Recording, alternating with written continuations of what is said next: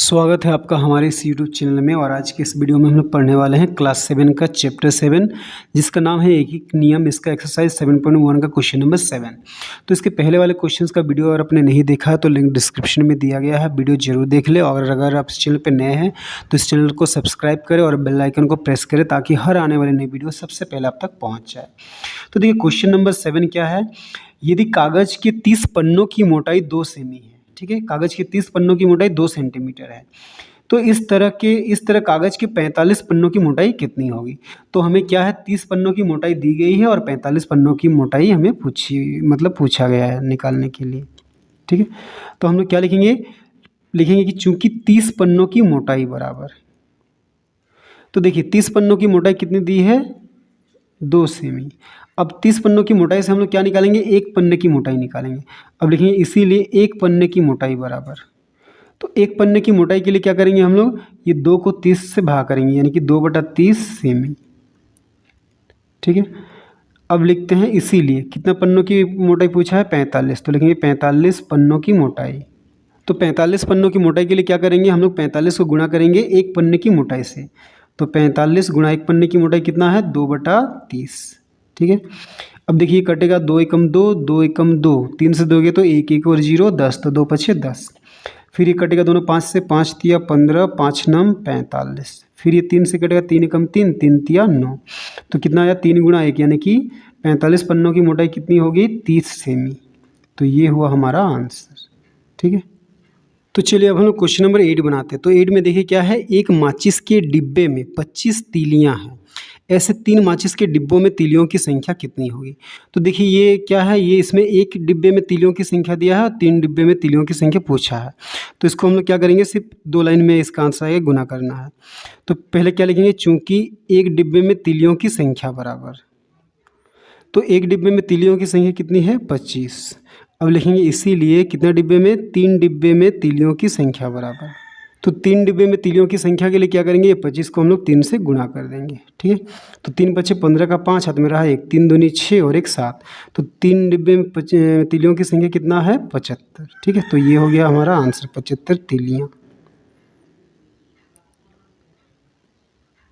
ठीक है।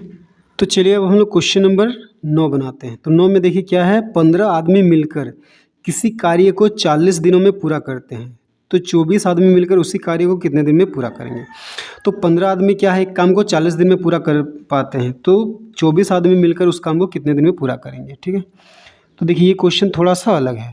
तो पहले क्या लिखेंगे, चूंकि 15 आदमी मिलकर काम पूरा करते बराबर,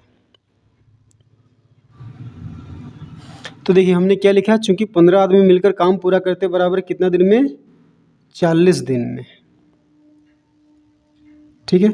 अब हम लोग क्या निकालेंगे, एक आदमी, इसीलिए एक आदमी काम पूरा करेगा बराबर, तो एक आदमी काम पूरा करेगा कितने दिन में, देखिए 15 आदमी को 40 दिन में काम पूरा करते, तो एक आदमी के लिए क्या होगा, 40 को हम लोग 15 से भागा नहीं करेंगे, क्या करेंगे, गुना करेंगे, क्योंकि 15 जन का काम उसमें क्या है, अकेले करना पड़ेगा, तो क्या होगा 15 गुना 40 दिन में। अब क्वेश्चन क्या बोला है कि 24 आदमी मिलकर काम को कितना दिन में पूरा करेंगे, तो लिखेंगे इसीलिए 24 आदमी मिलकर काम पूरा करेंगे। तो 24 आदमी मिलकर काम पूरा करेंगे कितने दिन में, तो 15 गुना क्या लिखेंगे, 40 बट्टा क्या लिखेंगे, 24। अभी काटते हैं, देखिए 3 से कटेगा 3 पछे 15, 3 अट्ठे 24, फिर ये 8 से कटेगा 8 एकम 8, 8 पछे 40, तो 5 गुना 5 यानी कि कितना हो गया, 25 दिन में। तो ये हो गया हमारा आंसर, ठीक है। तो चलिए अब हम लोग क्वेश्चन नंबर 10 बनाते हैं। तो 10 में क्या है, देखिए 45 आदमी एक तालाब को खोदने में 21 दिन लगाते हैं, उसी तरह के तालाब को 35 दिनों में खोदने के लिए कितने आदमियों की आवश्यकता होगी, ठीक है। तो क्या दिया है कि 45 आदमी एक तालाब को 21 दिन में खोदते हैं, तो उस तालाब को 21 दिन के बदले में अगर 35 दिनों में खोदना हो, ठीक है, अगर दिन बढ़ाना तो आदमी में कितने आदमियों की आवश्यकता होगी। तो देखिए दिन क्या है, बढ़ रहा, तो आदमियों की संख्या यहाँ पे क्या होगा, कम होगा।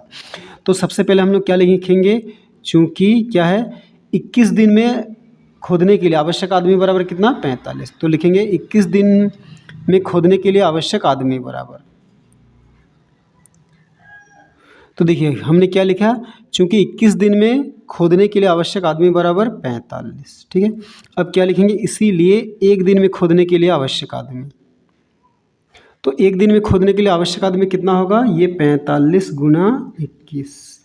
ठीक है, अब क्वेश्चन क्या बोला, 35 दिन में, तो लिखेंगे इसीलिए 35 दिन में खोदने के लिए आवश्यक आदमी बराबर।